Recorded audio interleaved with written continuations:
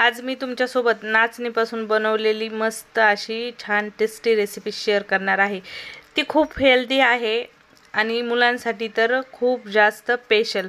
काय होतं, बऱ्याचदा मुलं चॉकलेट खायची खूप जिद्द करतात दुकानाहून। अशा वेळेस आपल्याला दररोज चॉकलेट नकोशी वाटते पोरांना द्यायला, त्यावेळेस ही तुम्ही नाचणीची रेसिपी मुलांना बनवून खायला देऊ शकता। नमस्कार मंडळी, मी वर्षा येवले, माझ्या चॅनलवर तुमचं खूप मनापासून स्वागत करते।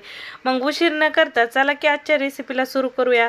1 ग्लासभर पाणी मी कढईमध्ये टाकून घेतलेलं आहे आणि चिमूटभर मीठ टाकून घेतलेलं आहे।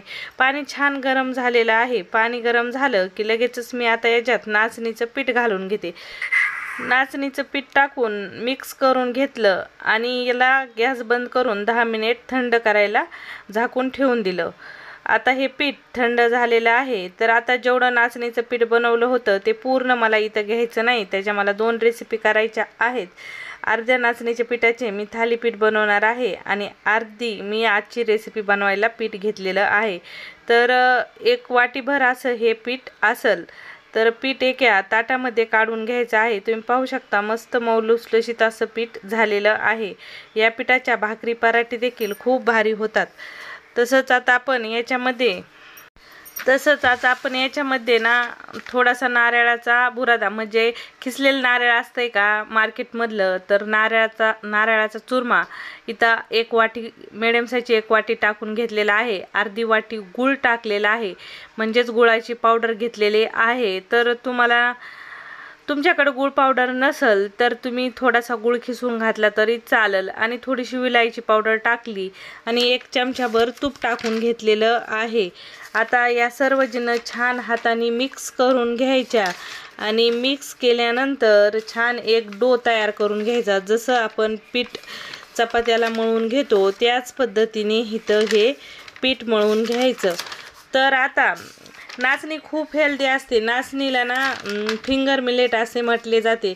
आजकाल माझ्या चॅनलवर मिलेटच्या रेसिपी सुरू आहेत आणि त्यातलाच हा एक प्रकार आहे।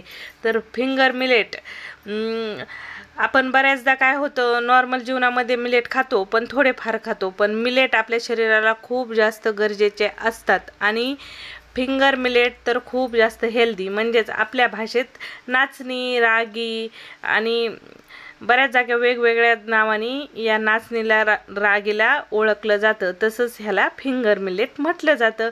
तर नाचणीमध्ये लोह, कॅल्शियम, प्रोटीन, फायबर खूप साऱ्या म्हणजे चांगल्या प्रमाणात असतं आणि कॅलरीज कमी असतात आणि नाचणी खूप जास्त हेल्दी असते। लोह, आयर्न तर खूप चांगल्या प्रकारे नाचणीतून भेटतं आणि नाचणी मुलांसाठी तर खूप भारीच आहे, पण आपल्यासाठीही खूप हेल्दी आहे।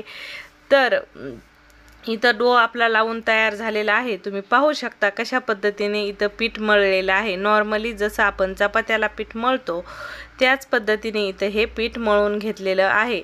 आता या पिठातला थोडा थोडा आपल्याला हिस्सा घ्यायचा आहे आणि याचे आपल्याला बिस्किट टाईप गोल करायचे आहेत। तर मी याचे लाट्या तोडून घेत आहे आणि नॉर्मल लाट्या काढून गोल करून पुरी टाईप हातावर थापून घ्यायचं आहे। तुम्ही पाहू शकता कशा पद्धतीने। तर ह्याच्यावर मला डिझाईन करायचे आहे, तर डिझाईन करण्यासाठी मी चाकू घेत आहे। तर थोडं ॲक्टिव्ह दिसावं म्हणून सिंपल साधी डिझाईन करायची, फक्त चाकूने रेषा इथं याच्यावर मारून घ्यायच्या। तर साईडनी तुम्ही पाहू शकता कशा पद्धतीने मी रेषा कट करून घेतलेल्या आहेत। इथं या बिस्किटावर किंवा आपल्या, आता बिस्किटचं नाव दिलेलं आहे मी ह्याला स्नॅक्सवर। तर इथं गॅसवर कढईत तेल गरम करायला ठेवलं आणि तेल गरम केल्यानंतर एक स्नॅक्स मी इथं तेलात सोडून दिला आणि छान उलट पुलट करून लो टू मिडियम गॅसवर हे स्नॅक्स तळून घेतले आणि सर्व बाकीचे जे स्नॅक्स होते याच पद्धतीने बनवले, म्हणजेच आपले तुम्ही बिस्किट म्हणू शकता, स्नॅक्स म्हणू शकता। तर छान तळून घेतले खरपूस मस्त लाल रंगावर। आता ही जी रेसिपी आहे खायला 1 नंबर लागते। जसे मालपोहा असतो ना तसे मालपोह्यासारखी टेस्ट, गुलगुला असतो ना गुलगुल्यासारखी टेस्ट, बिलकुल त्या टाईपची या रेसिपीची टेस्ट येते, एकच नंबर खायला लागते. मुलं तर खूप आवडीने खातात, तर मुलांसोबत मोठे माणसंही आवडीने खातात.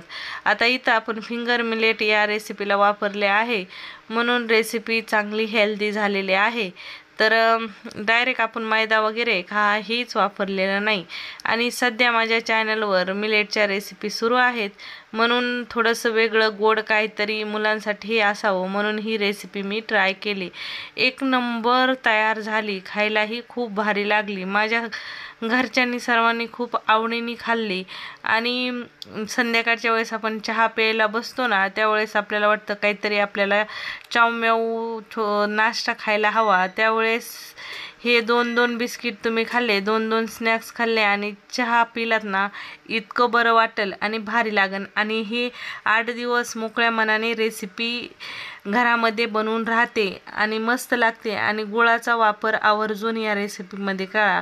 गुळ या रेसिपीची जान आहे, गुळानेच या रेसिपीला टेस्ट येते.